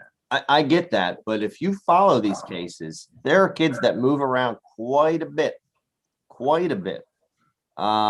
So I mean, the other part of this, by the way, is they're still under 18. They're going to school. No, that's the. I mean, and that's part of the thing that another issue that we're going to take up is the DJS, the school system here in a little bit. I think that's the crux of it is what do you do for the kids who really just show no interest? They're totally detached. The school system can't keep them in class. The juvenile system's fighting with the school system's fighting back and saying the juvenile system's not giving enough services. What do you do with those kids who everyone working together can't get to stay with a traditional curriculum? And it's just kids they've tapped out of school and they're not coming back. They're not attending at all. That's what I believe that we were getting at least the committee I worked on. Well, I think that also goes to, I mean, the work of the next phase of the commission kind of goes to that next step. And on page 16 of the original version of the bill, it talks about the commission looking at, and this is in F1, the commission shall research culturally competent, evidence-based, research-based, and promising practices related to child welfare, juvenile rehabilitation, mental health services for children, and prevention and intervention services for juveniles. Also looks at identifying means for evaluating the effectiveness of practices researched by the commission. So the idea, I think, here is, you know, if there are some of those programs that might be able to do a better job providing direct job training, that is what the next iteration of the council is going to be looking at, and they're going to have to report back by the end of 2022. So this is going to be for the next elected General Assembly to take up these matters. So I appreciate the sentiment, and I appreciate, Delegate Grammer, your passion about it. I don't want to mitigate that. I just, in that part of the bill, it's setting up DJS to not be able to do something, and in fact it doesn't mean I get that, you know, that people believe that they should. It's just an issue of, you know, they can't offer optional programs that, well, let me say this. The other challenge with the amendment is that, you know, they have to find these optional programs that provide on-the-job training and apprenticeships. That might be a challenge in and of itself, because you do have some programs, especially for kids, that offer on-the-job, you know, some kind of on-the-job training, but don't offer the apprenticeships. But in any case, I mean, I really do appreciate, Delegate Cox, that you raised this. I would ask the committee to resist it, not because it's Mr. Chair, encouraging it, but because I don't think DJS can do it. Mr. Chair. Yes. So I did receive some information while we were discussing from some other sources, including a state's attorney who's worked with DJS, former DJS, and others indicated that that this is something that they would wholeheartedly support. I don't have it directly from DJS, the secretary, though. I don't know if you have a connection, but it does seem like this is helpful in the process. So I would respectfully move the amendment. I am hearing from DJS, and they're the ones who are actually telling me that the next council can look at this and that it would be within the bailiwick of the council. But they really can't do an apprenticeship program at a lockdown facility for kids. Having said that, Delegate Grammer, your hand is still raised. It was raised before. I didn't know whether, yeah, okay, it's not raised anymore. All right, he's going to press the amendment. There was an amendment here, and it was made and seconded. Any further discussion? All right, we will, let's go ahead, and I think what would be easiest is to do a roll call, please. So let me get my piece of paper out. All right, so, all right, we'll do a roll call. The vice chair. No. Delegate Arakan. Yes. Delegate Bartlett. A good idea. It just needs to be flushed out in a hearing so that we can hear from all stakeholders. No. Delegate Cardin. No. Delegate Conaway. No. Delegate Cox. Yes. Delegate Crutchfield. No, and I vote no because I don't believe this is a practical means by any way that DJS could possibly get this done with all the different facilities that children are held in. So again, I would vote not favorable for this. All right. Delegate Deborah Davis. No. Delegate Juanica Fisher. No. Delegate Grammer. No, and to explain my vote, these kids don't have time. They need another option, and it will take some innovation and working with different parties. But we've walked through detention centers with manufacturing facilities in them, so it's possible. We just need to have the will. Delegate Griffith. Yes. Delegate Rachel Jones. Yes. Oh, I'm sorry. No. Okay. Delegate Lopez. I'm a no. Delegate Malone. Yes. Delegate McComas. Yes. Delegate Moon. No. Delegate Shetty. No. Delegate Cham. Yes. Delegate Watson. No. Delegate Williams. No. The amendment fails 6-14. Okay. Gee, Delegate Cox's amendment looks suspiciously like something else. His last amendment is one that ends in 123. Delegate Cox, this looks vaguely like a bill you've introduced in the past. And Mr. Chair, I noticed while we were preparing that the citation statute is to the wrong statute. So I'm going to withdraw this amendment. Thank you very much. All right. I don't see any further amendments. We're on the bill as amended. Can I have a motion on the bill as amended, please? Move favorable as amended. Thank Second. you. In a second. All right. Any further discussion on 1187? Seeing none. Roll call, the vice chair. Yes. Delegate Erican. No. Delegate Bartlett. Yes. Delegate Cardin. Sorry about that. Yes. Delegate Conaway. Yes. Delegate Cox. No. Delegate Crutchfield. Yes. Delegate Deborah Davis. Yes. Delegate Juanika Fisher. Yes. Delegate Grammer. No. Delegate Griffith. No. Delegate Rachel Jones. Yes. Delegate Lopez. Yes. Delegate Malone. No. Delegate McComas. No. Delegate Moon. Yes. Delegate Shetty. Yes. Delegate Cham. No. Delegate Ron Watson. Yes. Delegate Williams. Yes. All right. The chair votes aye. It'll be 14-7. All right. We'll do Delegate Juanika Fisher's bill, and then we'll come back and do 1186. So we're doing 1261. Delegate Fisher, trusts and estates, stiffs and gifts. Mr. Chair. Delegate Cox. Would you allow me to change my vote on 1187, please, to a yay? Okay. Mr. Chair.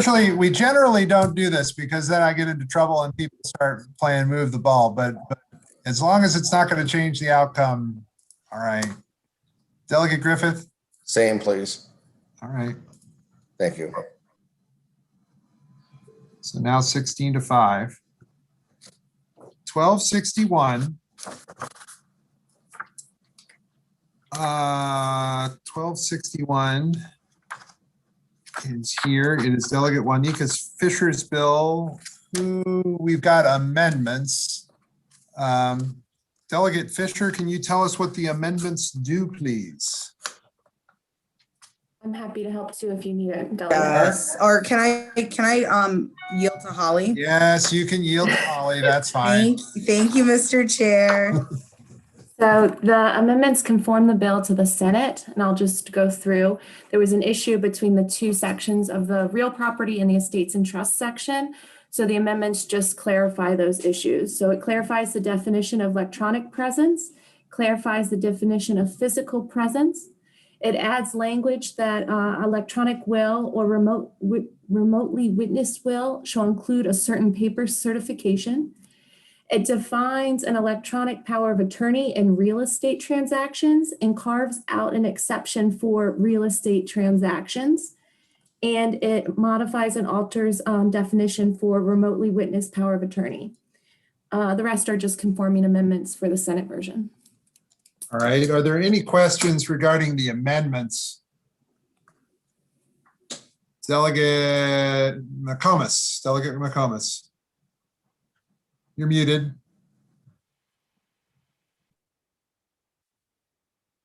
Delegate McComas, you're muted. Mr. Chair, can you hear me? That's better. No, that's Okay. good. It's Dylan. Dylan did it. Quick question. What was the vote? Have they voted on the bill, JPR, the committee? Senate bill is 820, council. Yes. I'm looking it up right now. No, they have not voted yet, but again, we both just got the amendments. So Senator West is the sponsor on the Senate side, and they just finalized, and they want the two bills to conform. Okay. All right, thank you. Thank you. Are there further questions? Delegate Make a Fisher, motion to move favorable on the amendments, Mr. Chair. and a motion on the amendments. Is there a second? Second. Moved and seconded. We need to go to the full screen. All in favor of adopting the amendments, please raise your hand. That's delegates Shetty, Fisher, Atterbury, Cox, Grammer, Moon, Lopez, Watson, Sham. Watson didn't use the special hand thing. Crutchfield, Williams, Jones, Conaway, Erican, Bartlett, Griffith, Carden, Malone, and Davis. Anybody opposed? Delegate McComas. All right, the amendments are adopted. All right, we're on the bill as amended. Is there any conversation or questions about the bill as amended? Mr. Chair. McComas and then Carden. Sorry. Yeah, Delegate- this is just a philosophical issue. I think with all of the electronic and, the hacking and fraud and the ability to manipulate tapes and manipulate emails and to just, I guess I'm concerned about this because it's a technological advance and I know it's very convenient and everything, but I'm very kind of concerned that you're dealing with the power of attorney, the living will, and you're dealing with a will, and those are very significant documents and give people a lot of power and a lot of control. And when you're dealing with vulnerable people, the old people are getting manipulated as it is with the old system. So I've got real concerns. I just can't vote for this. This is a bridge too far for this old gal. Delegate Carden. Thank you, Mr. Chair. Then Cox and Fisher. This old guy has a different opinion. I just would say that we worked this out because the real estate section, or there's a real property section, was concerned about this because they already do electronic signatures, but with people in the same presence. They were worried this was going to impact them. The Wills, Trust, and Estates part of the bar is pushing for this, and it actually is going to make it easier and better and empower particularly vulnerable communities to be able to make sure that they are properly protected by a power of attorney.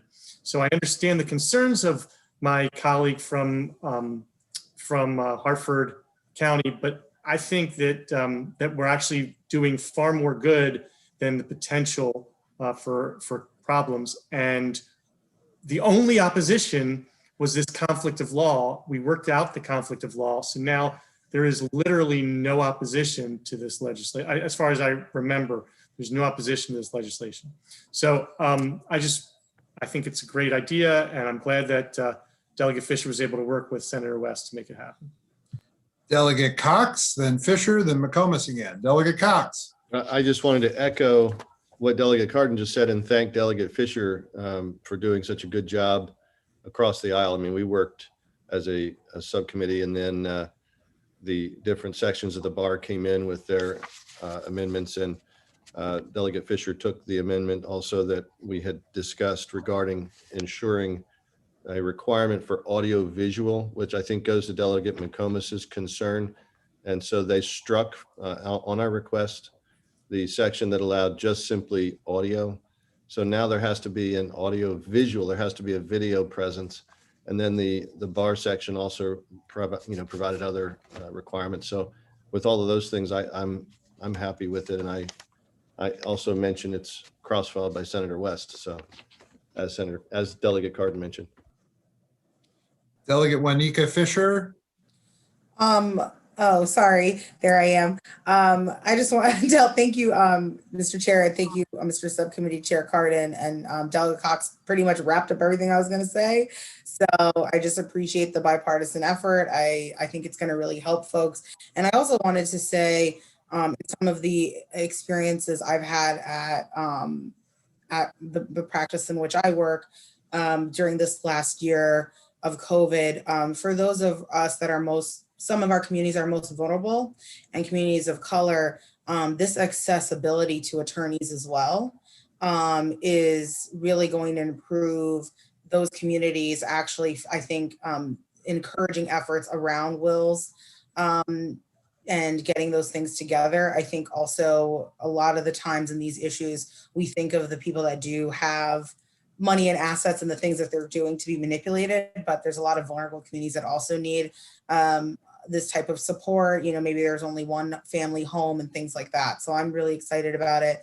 I would make a motion favorable, Mr. Chair, and thank you for everyone's work on this. Second. There's a favorable motion and a second. Any discussion on the bill as amended? Seeing none, we'll take a roll call on the bill as amended. The Vice Chair. Yes. Delegate Erican. Yes. Delegate Bartlett. Yes. Delegate Cardin. Yes. Delegate Conaway. Yes. Delegate Cox. Yes. Delegate Crutchfield. Yes. Delegate Deborah Davis. Yes. Delegate Juanita Fisher. Yes. Delegate Grammer. Yes. Delegate Griffith. Yes. Delegate Rachel Jones. Yes. Delegate Lopez. Yes. Delegate Malone. Yes. Delegate McComas. No. Delegate Moon. Yes. Delegate Shetty. Yes. Delegate Cham. Yes. Delegate Ron Watson. Yes. Delegate Williams. Delegate Nicole Williams. One moment, please.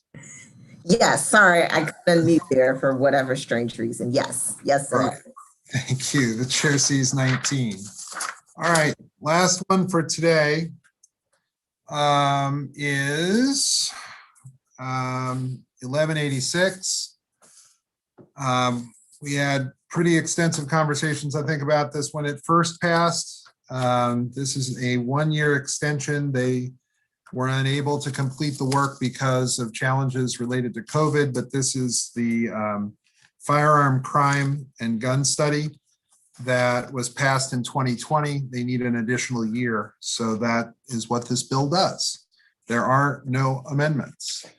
Move favorable. Motion for favorable in a second. Is there discussion on the favorable? All right, seeing none, we'll do a roll call. The Vice Chair. Yes. Delegate Erican.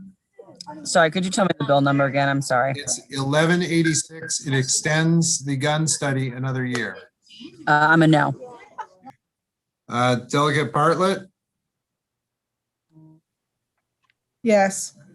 Delegate Cardin. Yes. Delegate Conaway. Yes. Delegate Cox. No. Delegate Crutchfield. Yes. Delegate Deborah Davis. Yes. Delegate Juanita Fisher. Yes. Delegate Grammer. Yes. Delegate Griffith. No.